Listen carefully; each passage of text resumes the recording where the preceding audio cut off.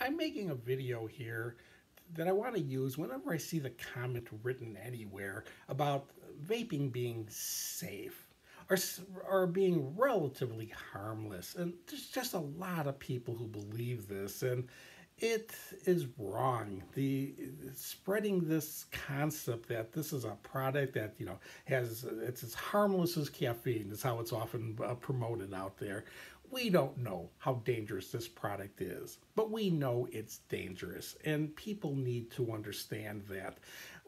I'm assembling a resource page here that's going to have information that'll probably grow over time of studies that are being done showing problems that are caused by electronic cigarettes and vaping products.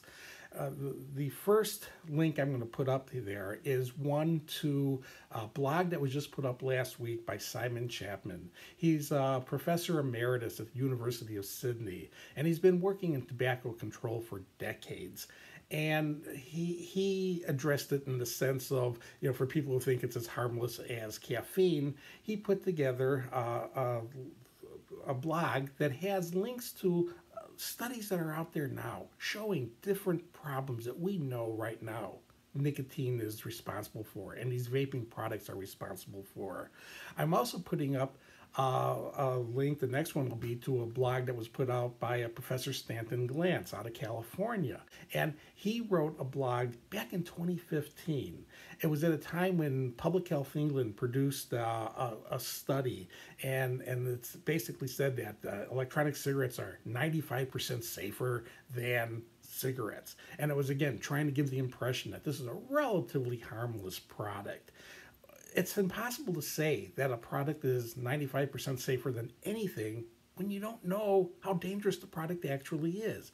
It's going to take decades for us to know how dangerous these products are. It's what happened with cigarettes. We didn't know cigarettes were dangerous the day people started using them. We didn't know within years. We did not know within decades. Cigarettes started being mass produced in the early part of the 20th century. And it took off at World War I. That's when it was free distribution to the soldiers. It really took off again in World War II. But we're talking 40 and 50 years before we started hearing that it even caused lung cancer. And then within several years, the Surgeon General report that shocked the nation, that shocked the world, wasn't until 1964. Now we're realizing here was a product that was killing 50% of the people who used it, 1 out of 2 who smoked, who didn't quit.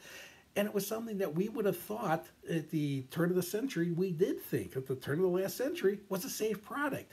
We don't know how dangerous these new products are going to be, but they are not safe, and no one should have that impression. So the resource page will have links to those two papers, and then we'll probably be adding things over time as stuff comes out that makes it clear what specific problems are being caused.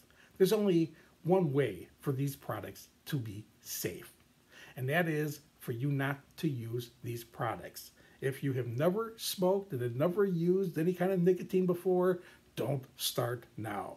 There's no reason to ever start using nicotine for recreational purposes.